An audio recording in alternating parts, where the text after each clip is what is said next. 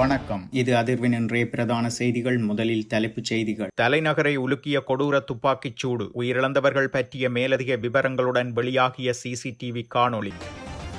கொழும்பு பிரபல உணவகம் ஒன்றின் உணவில் பாம்பின் தலை. காணொளியால் சர்ச்சை.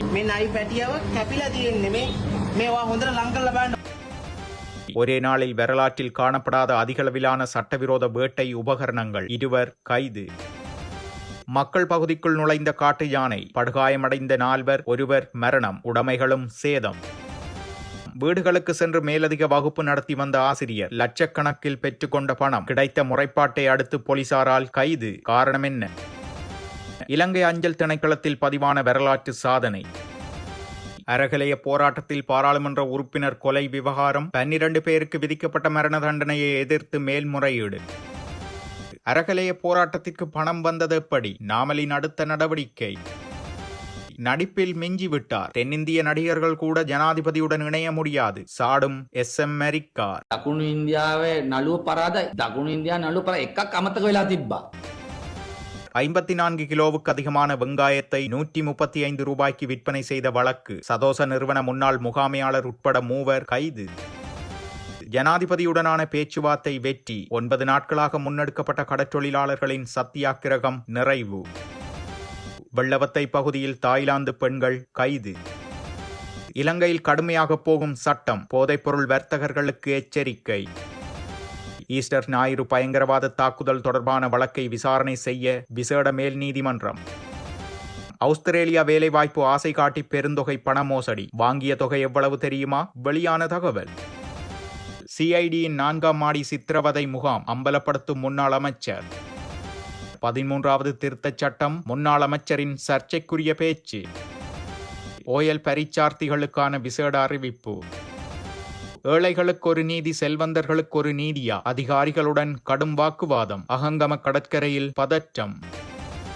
அக்குரேகொட தலங்கமவில் அமைந்துள்ள ஒரு பல்பொருள் அங்காடி அருகே நேற்று பிற்பகல் நடந்த துப்பாக்கிச் சூட்டில் ஒரு வழக்கறிஞர் மற்றும் அவரது மனைவி சம்பவ இடத்திலேயே கொல்லப்பட்டுள்ளனர். கொலையில் பலியானவர்கள் பிடிகல பகுதியைச் சேர்ந்த வழக்கறிஞர் புத்திக மெல்வராட்சி மற்றும் அவரது மனைவி என போலீசார் தெரிவித்துள்ளனர். இந்த கொடூரமான தாக்குதல் நேற்று மாலை 5 மணியளவில் பல்பொருள் அங்காடிக்கு முன்னால் நிறுத்தப்பட்டிருந்த டொயோட்டா யாரிஸ் காரில் தம்பதியினர் இருந்தபோது இடம்பெற்றுள்ளது. மற்றொரு காரில் வந்த 2 ஆயுதமேந்திய நபர்கள் T56 வகை துப்பாக்கியை பயன்படுத்தி துப்பாக்கி பிரயோகம் மேற்கொண்டு பின்னர் அங்கிருந்து தப்பிச் சென்றதாக முதற்கட்ட விசாரணைகள் உறுதிப்படுத்தியுள்ளன. கொலையாளிகளை ஏற்றிச் சென்ற வாகனம் பாதிக்கப்பட்டவர்களின் வாகனம் புறப்பட தயாராகும் வரை அருகில் காத்திருந்து பின்னர் அதை மறைத்து வாகன நிறுத்துமிடத்திலிருந்து வெளியேறுவதை தடுத்த CCTV காட்சிகளும் வெளியாகியுள்ளது. அந்த நேரத்தில் கொலையாளிகளில் ஒருவர் வழக்கறிஞரை நோக்கி துப்பாக்கியால் சுட்டதாகவும் மற்றொருவர் அவரது மனைவியை நோக்கி துப்பாக்கி பிரயோகம் மேற்கொண்டதாகவும் கூறப்படுகிறது. இறந்த வழக்கறிஞர் முன்பு நீதிமன்ற வழக்குகளில் கரந்தனிய சுத்தா என்று அழைக்கப்படும் ஒரு ஒழுங்கமைக்கப்பட்ட குற்றவாளியை பிரதிநிதித்துவப்படுத்தியதாக காவல்துறை கூறுகிறது.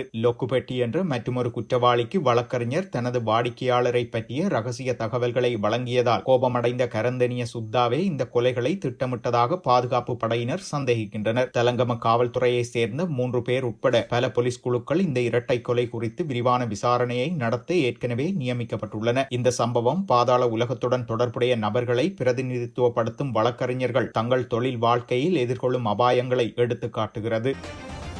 கொழும்பு பம்பலப்பட்டி பிரதேசத்தில் உள்ள உணவகம் ஒன்றின் சாப்பாட்டில் பாம்பின் தலை இருப்பதாக சமூக ஊடகங்களில் காணொலியொன்று வெளியாகி அதிர்ச்சியை ஏற்படுத்தியுள்ளது. குறித்த உணவகத்தில் நேற்று முன்தினம் காலை உணவருந்திய நபர் ஒருவர் தனது சாப்பாட்டில் சிறிய பாம்பின் தலை போன்ற பகுதி இருப்பதாக கூறி சமூக ஊடகங்களில் காணொலியொன்றை வெளியிட்டுள்ளார். இந்த காணொலி சமூக ஊடகங்களில் வேகமாக பரவி சர்ச்சையை ஏற்படுத்தியுள்ளது. எனினும் காணொலி குறித்து உணவகத்தின் நிர்வாகம் கடுமையாக மறுப்பு தெரிவித்து தமது உணவகத்தில் இவ்வாறான ஒரு சம்பவம் நடக்க வாய்ப்பே இல்லை என்றும் கூறி உள்ளது. அத்தோடு காணொலி வெளியான சிறிது நேரத்திலேயே பொது சுகாதார பரிசோதகர்கள் எமது உணவகத்திற்கு வந்து சோதனையிட்டனர். காணொலியை வெளியிட்ட நபர் அனைவரது கவனத்தை பெறுவதற்காக இவ்வாறான காணொலியை வெளியிட்டுள்ளார் எனவும் கூறியுள்ளது. இதுகுறித்து கொழும்பு மாநகர சபையின் பிரதம சுகாதார வைத்திய அதிகாரி கே. ஸ்ரீ பிரதாபன் தெரிவிக்கையில், பம்பலப்பட்டி உணவக சர்ச்சை குறித்து இதுவரை முறைப்பாடு எதுவும் கிடைக்கவில்லை என்றும், ஆனால் அதிகாரிகள் விசாரணைகளை ஆரம்பித்துள்ளதாகவும் கூறியுள்ளார். உணவகத்தின் உணவு மாதிரிகளை பெற்று பரிசோதனை செய்ய உள்ளோம். அந்த உணவகத்தில் சுகாதார சீர்கேடு காணப்படுவதாக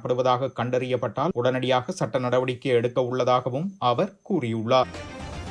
காட்டு மிருகங்களை வேட்டையாடுவதற்காக பயன்படுத்தக்கூடிய கட்டுத்துப்பாக்கி மற்றும் பொறிவைக்கும் கம்பி என்பவற்றினை வைத்திருந்த சந்தேக நபர்கள் இருவரை வனஜீவராசிகள் திணைக்கள அதிகாரிகள் கைது செய்துள்ளனர். திறப்பனை உட்டிமடுவ பல்லங்குளம் பகுதியில் உள்ள ககபத்வில பிரதேசத்தில் சுமார் 5 ஏக்கர் பரப்பளவில் அமைந்துள்ள சோளச்சேனையை சுற்றி சட்டவிரோதமாக அமைக்கப்பட்டிருந்த 20 கட்டுத்துப்பாக்கிகள் மற்றும் 121 பொறிகள் என்பவற்றை வனவிலங்கு அதிகாரிகள் கைப்பற்றியுள்ளனர். அனுராதபுரம் திறப்பனை ககபன்வில பகுதியில் மேற்கொண்ட விசேட சுற்றி வளைப்பின் போதே சந்தேக நபர்கள் இருவரை கைது செய்துள்ளதுடன் 20க்கும் அதிகமான கட்டுத்துப்பாக்கிகள் மற்றும் மிருகங்களை பிடிப்பதற்காக வைக்கப்படும் பொறிக்கம்பிகள் என்பவற்றை வனஜீவராசிகள் திணைக்கள அனுராதபுர திறப்பனை அலுவலக அதிகாரிகள் கைப்பற்றியுள்ளனர். யானைகள் உட்பட ஏராளமான வனவிலங்குகள் இதுபோன்ற செயற்பாடுகளினால் பலியாகின்றன. ஒரே இடத்தில் ஒரே நாளில் வரலாற்றில் இதுவரை காணப்படாத அதிகளவிலான சட்டவிரோத வேட்டை உபகரணங்கள் மற்றும் பொருட்கள் கைப்பற்றப்பட்டுள்ளதாக சிரேஷ்ட வனவிலங்கு அதிகாரி ஒருவர் தெரிவித்துள்ளார். சேனை செய்கையினை நடத்தும் போர்வையில் அவர்கள் வனவிலங்குகளை வேட்டையாடி நீண்ட காலமாக பெரிய அளவிலான இறைச்சி கடத்தலில் ஈடுபட்டு வந்திருக்கலாம் எனவும் வனவிலங்கு அதிகாரிகள் சந்தேகிக்கின்றனர். நேற்றைய தினம் வாழைச்சேனை பிரதான சந்தை மற்றும் பொது மைதான பகுதியில் புகுந்த காட்டு யானை அட்டகாசம் புரிந்துள்ளதுடன் அப்பகுதியில் பயணித்தோர் மீதும் தாக்குதல் மேற்கொண்டுள்ளது. அத்துடன் வீதியில் காணப்பட்ட மோட்டார் சைக்கிள், முச்சக்கர வண்டி மற்றும் சொத்துக்கள் மீதும் தாக்குதல் நடத்தி சேதப்படுத்தியுள்ளது. குறித்த யானையின் தாக்குதலில் 4 காயமடைந்த நிலையில் கொழும்பை வசிப்பிடமாக கொண்ட வாழைச்சேனையில் உள்ள உறவினர் வீட்டிற்கு வந்த பெண்ணொருவர் உயிரிழந்துள்ளதுடன் 3 காயங்களுடனும் வாழைச்சேனை ஆதார வைத்தியசாலையில் அனுமதிக்கப்பட்டு ஒருவர் மேலதிக சிகிச்சைக்காக மட்டக்களப்பு போதனா வைத்தியசாலை மாற்றப்பட்டுள்ளார். மாணவர்களுக்கு மேலதிக வகுப்பு நடத்துவதாக வந்து 2 பெண்களிடம் 59 லட்சம் ரூபாய் பெறுமதியான தங்க நகைகளை மோசடி செய்த ஆசிரியர் ஒருவர் கைது செய்யப்பட்டுள்ளார். தனியார் வகுப்புகளுக்காக வீடுகளுக்கு சென்று அங்கிருந்த பெண்களை ஏமாற்றி நகைகளை பெற்றுக்கொண்டு மீண்டும் ஒப்படைக்காது மோசடி செய்த 31 வயதுடைய ஆசிரியர் ஒருவரே இவ்வாறு காவல்துறையினரால் கைது செய்யப்பட்டுள்ளார். கைது செய்யப்பட்ட சந்தேக நபர் அளுத்கம கனேகம பகுதியை சேர்ந்தவர் என அடையாளம் காணப்பட்டுள்ளார். இவர் வீடுகளுக்கு சென்று மாணவர்களுக்கு கற்பிக்கும் வேளையில் தமக்கு அவசர பண தேவை இருப்பதாக கூறி பெண்களிடம் நகைகளை பெற்றுள்ளார். அளுத்கம கழுவா மோதிர பகுதியை சேர்ந்த 36 வயதுடைய பெண்ணொருவர் தனது சகோதரனின் பிள்ளைக்கு கற்பிக்க வந்த இந்த ஆசிரியரிடம் கடந்த 2025 மார்ச் மாதம் 41 லட்சம் ரூபாய் பெறுமதியான தங்க நகைகளை வழங்கியுள்ளார். ஒரு மாதத்தில் திருப்பி தருவதாக கூறி வாங்கிய நகைகளை அவர் மீண்டும் ஒப்படைக்கவில்லை என்றும் குறிப்பிடப்படுகிறது. மேலும் அதே பகுதியை சேர்ந்த 38 வயதுடைய மற்றொரு பெண் இவரிடம் 2024 நவம்பர் மாதம் 19 லட்சம் ரூபாய் பெறுமதியான நகைகளை வழங்கியுள்ளார். அவருக்கும் அந்த நகைகளை மீள அவர் வழங்கவில்லை என்றும் கூறப்படுகிறது. பாதிக்கப்பட்ட 2 பெண்களும் வழங்கிய முறைப்பாடுகளுக்கு அமைய களுத்துறை விசேட குற்றப்புலனாய்வு பிரிவினர் விசாரணைகளை மேற்கொண்டு சந்தேக நபரை கைது செய்துள்ளனர். இலங்கை வரலாற்றில் கடந்த ஆண்டு அஞ்சல் திணைக்களம் ரூபாய் 13,450 மில்லியன் வருமானத்தை ஈட்டியுள்ளதாக சுகாதார மற்றும் ஊடகத்துறை அமைச்சர் டாக்டர் நலிந்த ஜெயதிச கூறியுள்ளார். தபால் நிலையத்திற்கு ரூபாய் 590 மில்லியனுக்கும் அதிகமான மதிப்புள்ள 10 லோரிகள் மற்றும் 20 க்ரூ கேப் வண்டிகளை கையளிக்கும் நிகழ்வில் கலந்து கொண்டு உரையாற்றும் போதே அவர் இதனை தெரிவித்துள்ளார். தொடர்ந்தும் கூறிய அவர், பேரிடர் ஏற்பட்டிருக்காவிட்டால் அதிக வருமானத்தை ஈட்ட முடிந்திருக்கும். அஞ்சல் துறை 2 பேரிடர்களை எதிர்கொண்டதால் வருமானம் ஒரு வரம்புக்குள் சுருக்கப்பட்டுள்ளது. இந்த ஆண்டு எதிர்பார்க்கப்படும் வருமான இலக்குகள் அடையப்படும் என்றும் எதிர்பார்ப்பதாகவும் அவர் கூறியுள்ளார். மேலும் தபால் ஊழியர்களின் மோட்டார் சைக்கிளுக்கான தபால் கொள்கலன்கள் விநியோகம், செயற்பாட்டு கட்டுப்பாட்டு அலகு திறந்து வைப்பு மற்றும் தபால் நிலையங்களின் செயற்திறனை அதிகரிக்கும் நோக்கில் மேசை கணனிகள், மடிக்கணனிகள் மற்றும் டப் இயந்திரங்கள் விநியோகம் ஆகியனவும் அமைச்சரின் தலைமையில் இடம்பெற்றுள்ளது. நுவரெலியாவில் உள்ள தோட்ட தொழிலாளர்களுடன் ஜனாதிபதி அனுரகுமார திசாநாயக்க நடத்திய உரையாடல் திட்டமிட்டு அரங்கேற்றப்பட்டதாகவும் தென்னிந்திய நடிகர்கள் கூட ஜனாதிபதியின் நடிப்பை போல இணைய முடியாதென SJP கட்சியின் SM மெரிக்கார் தெரிவித்துள்ளார். மேலும் தோட்ட தொழிலாளர்களுடனான சந்திப்பின் போது ஜனாதிபதி அங்கிருந்தவர்களுடன் உணவு உண்ணும் புகைப்படம் விஜயத்தின் ஊடாக செய்திகளில் வெளிவரவில்லை என்றும் அப்படியொன்றை ஏற்பாடு செய்து அதை வெளியிட மறந்துவிட்டார்கள் போல தெரிகிறதெனவும், இல்லாவிட்டால் அதுவும் நடந்து புகைப்படங்கள் வெளியிட்டிருப்பார்கள் எனவும் அவர் தெரிவித்துள்ளார். முன்னாள் நாடாளுமன்ற உறுப்பினர் அமரகீர்த்தி அத்துகொர்ல மற்றும் அவரது பாதுகாப்பு அதிகாரி கொலை செய்யப்பட்ட வழக்கில் குற்றம் சாட்டப்பட்ட 12 பேருக்கு விதிக்கப்பட்ட மரண தண்டனையை எதிர்த்து மேல்முறையீடு செய்ய திட்டமிட்டுள்ளதாக ஜன அறகலைய கூட்டணியின் செயற்குழு உறுப்பினர் நுவான் போபேஜ் தலைமையிலான அறகலைய ஆர்வலர்கள் அறிவித்துள்ளனர். சட்ட அமலாக்கத்தில் பாராபட்சம், சட்டமா அதிபர் துறையின் பலவீனமான தலையீடு மற்றும் அரசியல் பிரமுகர்களை பாதுகாத்தல் போன்ற குற்றச்சாட்டுகளை அக்கூட்டணி சுமத்தியுள்ளது. இது இவ்வாறு இருக்க இந்த கொலையை நியாயப்படுத்த தொடர்ந்து முயற்சிக்கும் ஒரு குழு உள்ளது. 1988 தொடக்கம் 89 காலகட்டத்தில் இது பொருத்தமானதாக இருந்திருக்கலாம். ஆனால் இன்றைய காலகட்டத்தில் அவை பொருத்தமானவை அல்ல என அமரகீர்த்தி அத்துக்கொருள வழக்கு குறித்து கருத்து தெரிவித்த நாடாளுமன்ற உறுப்பினர் நாமல் ராஜபக்ச, அறகலைய இயக்கம் மற்றும் வெளிநாட்டு முகவர்களால் அது எவ்வாறு நிதியளிக்கப்பட்டது என்பதை விசாரிப்பதற்காக ஒரு ஜனாதிபதி ஆணையத்தை அமைக்க நடவடிக்கை எடுக்கப் போவதாகவும் அவர் கூறியுள்ளார்.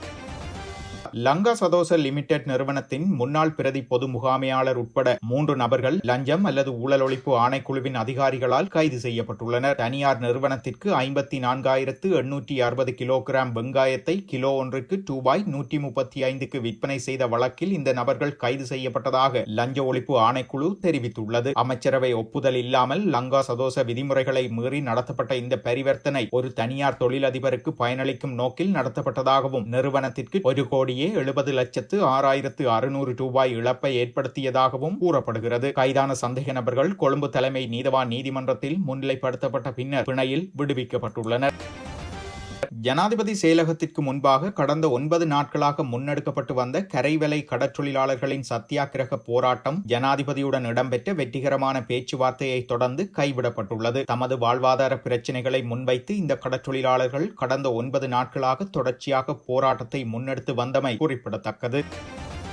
வெள்ளவத்தை பகுதியில் தாய்லாந்து பெண்கள் கைது செய்யப்பட்டுள்ளனர் என வெள்ளவத்தை போலீஸ் நிலைய பொறுப்பதிகாரி தெரிவித்துள்ளார். மசாஜ் நிலையம் என்ற போர்வையில் நடத்தப்பட்ட ஒரு விபச்சார விடுதியை கொழும்பு தெற்கு பிரிவு குற்றப்புலனாய்வு பணியகம் சுற்றி வளைத்து 2 சந்தேக நபர்களை கைது செய்துள்ளது. சந்தேக நபர்கள் 36 மற்றும் 41 வயதுடைய தாய்லாந்து பெண்கள் என தெரிவிக்கப்பட்டுள்ளது. இது தொடர்பில் வெள்ளவத்தை போலீசார் மேலதிக விசாரணைகளை மேற்கொண்டு வருகின்றனர்.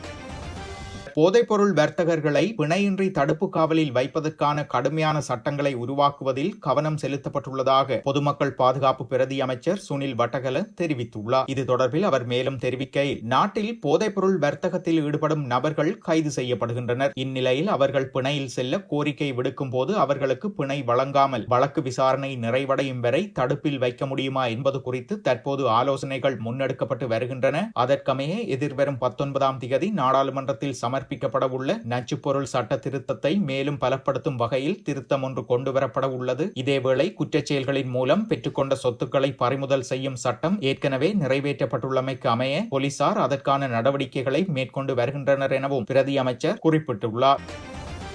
ஈஸ்டர் ஞாயிறு பயங்கரவாத தாக்குதல் தொடர்பான வழக்கை விசாரணை செய்வதற்காக விசேட மேல் நீதிமன்றம் ஒன்று நிறுவப்பட்டுள்ளதாக நீதி மற்றும் தேசிய ஒருமைப்பாட்டு அமைச்சு தெரிவித்துள்ளது. அதன்படி அதன் விசாரணை நடவடிக்கைகள் கொழும்பு 7 பௌத்தலோக மாவட்டத்தில் அமைந்துள்ள இலக்கம் C76 எனும் முன்னாள் அமைச்சரின் உத்தியோகபூர்வ வாசஸ்தலத்தினுள் முன்னெடுக்கப்பட உள்ளது. இதற்கு தேவையான வசதிகளை வழங்குவதை விரைவுபடுத்துமாறு விடயத்துடன் தொடர்புடைய அமைச்சர் அர்ச்சன நாணயக்கார அறிவுறுத்தல்களை வழங்கியுள்ளார்.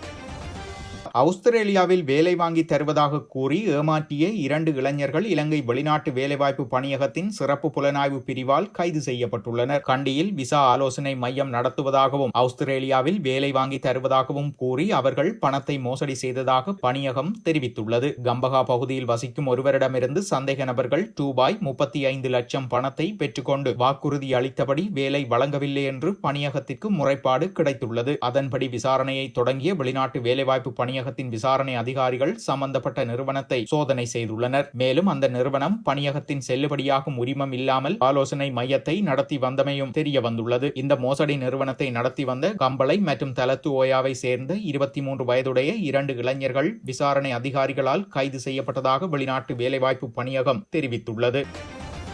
குற்றப்புலனாய்வு திணைக்களத்தின் 4ஆம் மாடியானது ஒரு சித்திரவதை முகாமாகவே காணப்படுகிறதென்றும் மனித குலத்திற்கு எதிரான வகையில் புதிய பயங்கரவாத எதிர்ப்பு சட்ட வரைவை அரசு தயாரித்துள்ளதென்றும் முன்னாள் அமைச்சர் அனுர பிரியதர்சன யாப்பா தெரிவித்துள்ளார். இதுகுறித்து ஊடகங்களுக்கு கருத்து தெரிவித்த அவர் 1979ஆம் ஆண்டில் அப்போதைய சூழலுக்கு தேவையான ஒரு தற்காலிக ஏற்பாடாகவே பயங்கரவாத தடை சட்டம் கொண்டுவரப்பட்டது. ஆனால் அந்த சட்டத்தின் கீழ் கைது செய்யப்பட்டவர்கள் நீண்ட காலமாக பல்வேறு சித்திரவதைகளுக்கு முகம் கொடுத்து வந்துள்ளனர். கொழும்பு குற்றப்புலனாய்வு திணைக்களத்தின் 4ஆம் மாடிக்கு அழைத்து செல்லப்படும் சந்தேக நபர்கள் மிகவும் மோசமான முறையில் நடத்தப்படுகின்றனர். அங்கு அவர்களுக்கு அமர்வதற்கு ஒரு நாற்காலி கூட வழங்கப்படுவதில்லை. இன்றும் அத்தகைய மனிதாபிமானமற்ற சூழலே அங்கு நிலவுகிறது. அந்த இடம் ஒரு சித்திரவதை முகாமாகவே மாற்றப்பட்டுள்ளது. இவ்வாறானதொரு பின்னணியில் மக்களை பாதுகாப்பதற்கு பதிலாக அரசை பாதுகாக்கும் நோக்கில் மனித குலத்திற்கு எதிரான புதிய சட்ட வரைவை அரசு தயாரித்துள்ளது. தற்போதைய பயங்கரவாத தடை சட்டத்தை முழுமையாக ரத்து செய்துவிட்டு மனித நேயமிக்க ஒரு புதிய சட்டத்தை உருவாக்குமாறு அரசை வலியுறுத்துகிறோம் இருக்கிறோம் என்றும் முன்னாள் அமைச்சர் அனுர பிரியதர்சன யாப்பா தெரிவித்துள்ளார். இனப்பிரச்சினைக்கு தீர்வாக கொண்டுவரப்பட்ட 13வது திருத்தச் சட்டத்தை நடைமுறைப்படுத்துவதற்கான திட்டங்களை செயற்படுத்துமாறு முன்னாள் அமைச்சர் சரத் அமுனுகம தெரிவித்துள்ளார். முன்னாள் அமைச்சர் பேராசிரியர் GL பீரிஸ் எழுதிய த ஸ்ரீலங்கா பீஸ் புரோசஸ் என்ற நூல் வெளியீட்டு நிகழ்வில் கலந்து கொண்டு உரையாற்றும் போதே இந்த விடயத்தை குறிப்பிட்டுள்ளார். தொடர்ந்து உரையாற்றிய அவர், இன்று நாம் ஏன் 13வது திருத்தச் சட்டம் தொடர்பில் விவாதிக்க கூடாது? நாங்கள் அனைவரும் ஏற்றுக்கொண்ட இந்த சட்டத்தை பொறுப்புடன் விவாதித்து முழுமையாக இல்லாவிட்டாலும் பகுதியளவிலாவது நடைமுறைப்படுத்துவதற்காக ஏன் நாங்கள் முன்வருவதில்லை? இது தொடர்பிலான குறுகிய மனப்பான்மையை தள்ளி வைத்துவிட்டு இதை ஓரளவாவது செயற்படுத்துவதற்காக விடயங்களை முன்னெடுக்க வேண்டும். இவைகள் இருக்கும் நிலையில் வேறு ஏதோ ஒன்றை தேடுகின்றோம் என்று புதிய அரசியலமைப்பு சட்டம் தொடர்பில் பேசுகின்றனர். வேறு எந்த நாட்டிலும் இப்படி அரசியலமைப்பு சட்டம் மாற்றப்படுமா என்று நினைக்கிறேன். அரசியலமைப்பு சட்ட திருத்தத்தை மாதாந்த சஞ்சிகை வெளியாவது போன்று ஆக்கியுள்ளனர். மீண்டும் நாம் பலன் தராத ஒரு பயணத்திற்கு காலடி எடுத்து வைக்கிறோமா என தோன்றுகிறது. இன்றைய நிலையில் யாழ்ப்பாணத்தில் நடக்கும் சம்பவங்கள் எங்களுக்கு கடந்த கால கசப்பான நினைவுகளை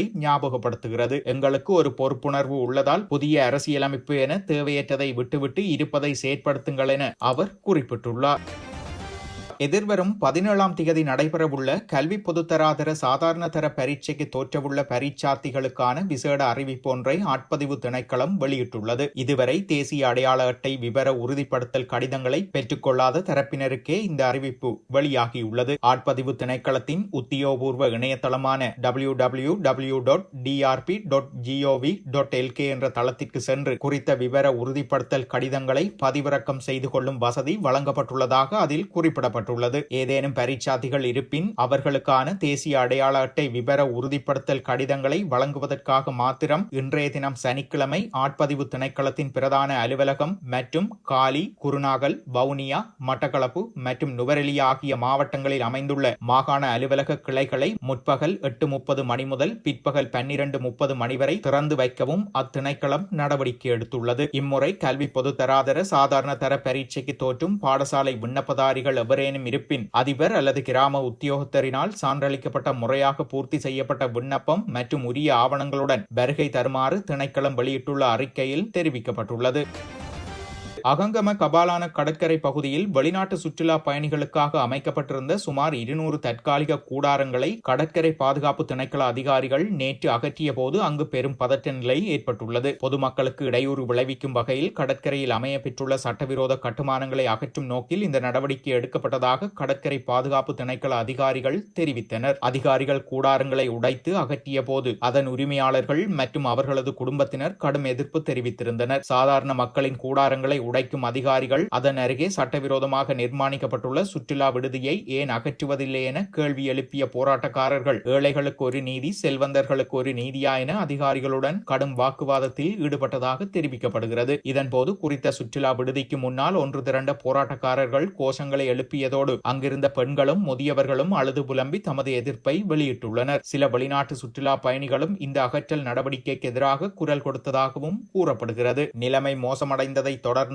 அகங்கம, காலி, அபராதுவ, ரத்கம மற்றும் வந்துரம்ப ஆகிய காவல்துறை நிலையங்களின் அதிகாரிகளும் விசேட அதிரடிப்படையினரும் பாதுகாப்பு பணியில் ஈடுபடுத்தப்பட்டனர். அகற்றப்பட்ட கூடாரங்களின் மரத்தளபாடங்களை இழுவை வாகனங்களில் ஏற்ற முற்பட்ட போது போராட்டக்காரர்கள் அதற்கு தடையாக இருந்ததோடு வாகனங்களில் ஏறி மரத்துண்டுகளை வீதிக்கு எறிந்து தமது எதிர்ப்பை தொடர்ந்திருந்தனர். பின்னர் தலையிட்ட காவல்துறையினர் நிலைமையை சீர் செய்ததுடன் இது தொடர்பாக பேச்சுவார்த்தை நடத்துவதற்கு போராட்டக்காரர்களில் 20 பிரதிநிதிகளை அகங்கம காவல்துறை நிலையத்திற்கு வருமாறு அழைப்பு விடுத்ததாகவும் அதனை ஏற்றுக்கொண்ட போராட்டக்காரர்கள் தொடர்ந்தும் பேச்சுவார்த்தையில் ஈடுபட்டதாகவும் தெரிவிக்கப்படுகிறது. இத்துடன் செய்திகள் நிறைவடைகின்றன. மறக்காமல் அதிர்வு சேனலை லைக் மற்றும் சப்ஸ்கிரைப் செய்து கொள்ளுங்கள்.